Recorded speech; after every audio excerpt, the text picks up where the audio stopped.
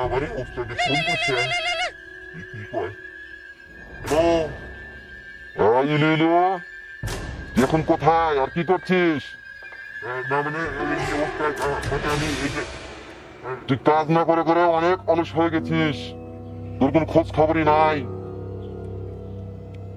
ওস্তাদ কি করবো, মানুষ এখন এত চালাক হয়ে গেছে, মানুষকে ধোকাই দিতে পারি না, মানুষ আমার ধোকাই পড়ে না। আপনি একটা পরামর্শ দেন, দেখে পরামর্শ অনুযায়ী কিছু একটা করতে পারি কিনা। আরে আমি কোনো পরামর্শ দিতে পারবো না, নিজে নিজের চেষ্টা করে কিছু কর। আচ্ছা বস ঠিক আছে, দেখি নিজে নিজের চেষ্টা করে কিছু করতে পারি কিনা।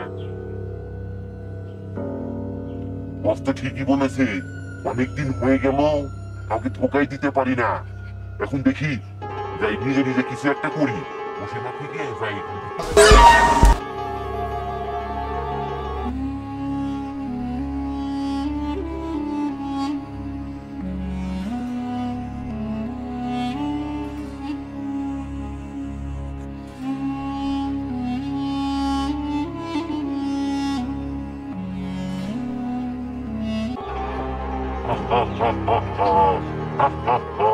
আরে ওই তো দুজন আসতেছে, আজকে ছেলেটাকে চরম শিক্ষা দিব।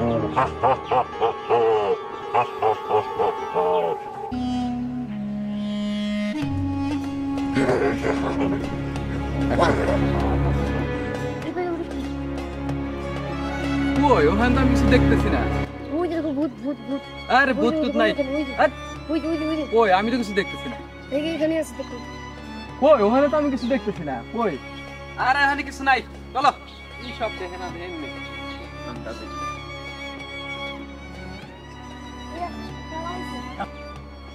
আরে কই কিছু নাই, আয়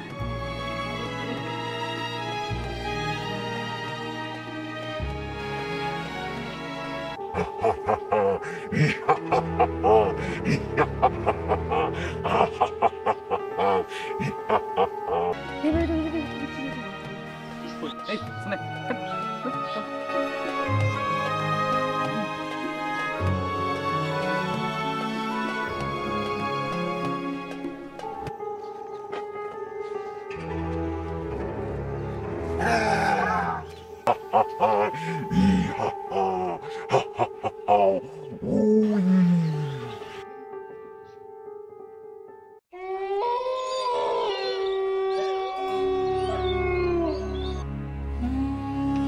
আরে এরকম করছিস কেন?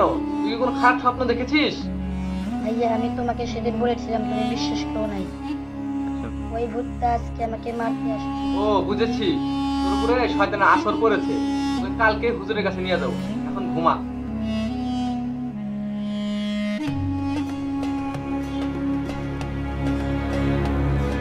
আসসালামু আলাইকুম হুজুর। ওয়ালাইকুম আসসালাম।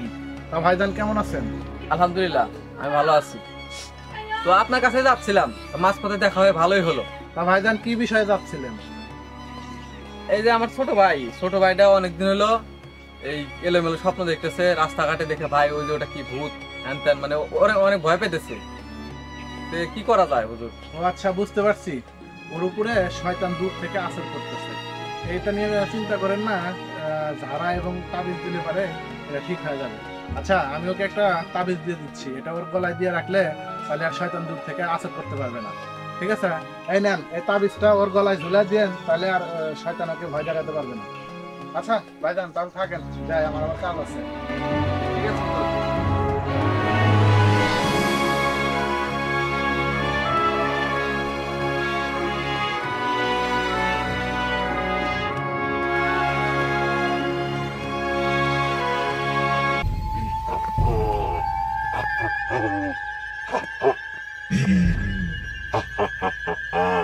আরে বাচ্চাটা আজকে আমাকে দেখে ভয় দিল না কেন?